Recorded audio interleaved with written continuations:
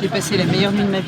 Il faut que je vous remette un peu de contexte. Bienvenue en Ouzbékistan dans l'épisode 11 de notre voyage en Asie centrale. Après Samarcande et Bukhara, il est temps pour nous de revenir à la capitale. Avec un mari spécialiste des bons plans santé, bonheur et économie, nous avons pris le train de nuit pour Tachkent. Comme d'habitude, le train en Ouzbékistan se réserve à l'avance et la configuration du train à couchette est spéciale. D'un côté, un groupe de 2 lits superposés dans le couloir, faisant face à un groupe de 4 lits. Il n'y a pas de cabine fermée, peu, voire pas d'intimité. On reçoit un pack de draps de lit et comme à la maison, on doit faire son lit. Qu'on avait prévu avec les filles, Yoko est en haut. Il y a une sorte d'escalier pour monter, mais un peu trop compliqué pour elle. Benoît et moi en bas et Olivia et Jill dans le couloir. Évidemment, avec des enfants, tout ce qui est organisé devient rapidement désorganisé. Et nous avons eu plusieurs changements. Yoko avait peur en haut et est descendu d'un étage. Benoît avec ses 2 mètres était trop grand pour son lit et empêchait le passage des personnes dans le couloir. Donc, il a dû switcher avec Olivia. Nous avons eu la chance d'avoir un wagon calme où tout le monde a été dormir tôt. Et j'avoue, tous ne l'étaient pas. C'est un peu toi et ta chambre. Bonne nuit.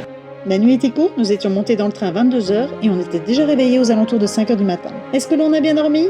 Certains oui, d'autres non. Cette nuit, je me suis réveillée avec un stress de quelqu'un m'a volé mes chaussures. Puis je me suis rendu compte que vu l'état de mes chaussures, non, personne n'a volé mes chaussures. Je sais pas pour vous, mais moi, si ce n'est pas une cabine fermée, je n'arrive pas à avoir un sommeil profond et puis avec le bruit du train, des secousses et des différents arrêts, je suis de la team à dormir. Et évidemment, pas de paysage à regarder pour passer le temps. Au matin, séance câlin, on s'apprête et c'est parti pour les grandes transhumances. Chacun dans le wagon doit défaire son lit et apporter ses draps au début du wagon. Attention à ne pas traîner dans le couloir car c'est le défilement. Tu vas pas aider? Elle gère ça très bien toute seule. Cela reste pour les filles une chouette expérience à vivre en Ouzbékistan et je ne peux que vous encourager à l'essayer. Nous voilà arrivés à Tachkent, direction l'hôtel pour déposer les bagages et découvrir cette capitale hors du commun. Donc je m'adore.